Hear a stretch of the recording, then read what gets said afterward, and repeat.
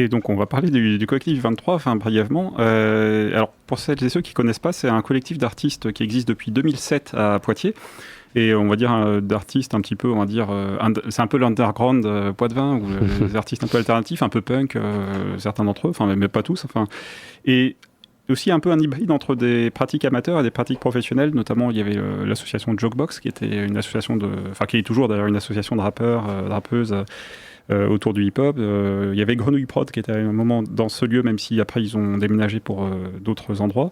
Bon, je ne vais pas forcément tous citer. Il y a aussi des artistes un peu individuels, des plasticiens, disons, qui sont là à titre individuel, sans forcément être eux-mêmes dans une association ou une compagnie quelconque. Et donc c'était jusqu'à aussi, enfin c'est toujours un lieu qui est assez globalement autofinancé aussi. Ils sont assez peu dans les subventions, enfin ils sont assez peu subventionnés.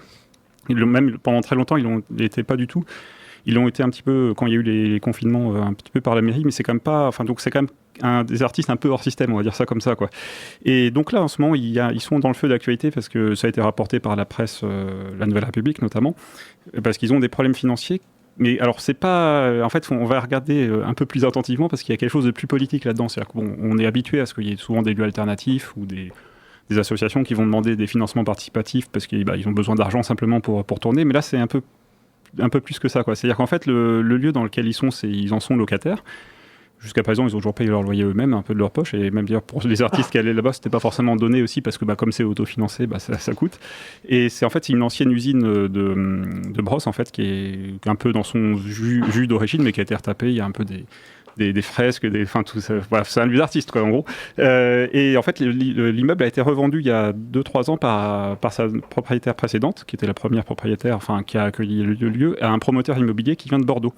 Donc c'est là où ça devient intéressant politiquement. Donc il y aurait à dire sur le métier de promoteur que, donc voilà, en gros simplement c'est des capitalistes qui achètent un bien, qui font bosser des artisans ou des ouvriers au noir, au rabais, pour ensuite vendre ça à un max, enfin faire une bonne plus-value dessus. Bon, ça on pourrait faire un sujet d'émission entière là-dessus, mais c'est pas, voilà, je vais pas trop développer là-dessus. Et alors il se trouve que le nœud politique du truc, c'est que le collectif du 23, donc, en fait, peut rester au titre du bail qu'ils ont. En fait, le propriétaire a racheté un immeuble avec des locataires, donc ils peuvent rester en fait avec le bail qu'ils ont jusqu'en 2030, en théorie. Mais en fait, sauf que bon, ça c'est le droit. Dans la pratique, le propriétaire il met la pression au collectif, notamment en faisant repeindre la façade du lieu où il y avait, par exemple, simplement il y avait la façade où c'était peint, ici collectif 23, des artistes, etc.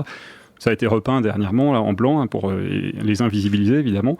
Et puis surtout, il a utilisé une clause qui est légale pour augmenter le loyer selon les prix du marché, selon lui, et réclamer en fait des arriérés de loyer en fait sur les années d'avant, parce qu'en fait la propriétaire d'avant n'avait jamais augmenté le loyer, et lui il a réclamé les loyers, enfin les augmentations de loyer que la propriétaire précédente aurait pu demander. Donc on voit un petit peu, disons, comment s'exerce le droit de propriété là-dessus. Donc d'où cette cagnotte qui est sur Hello Asso, le 23 Needs You, ou les amis du 23.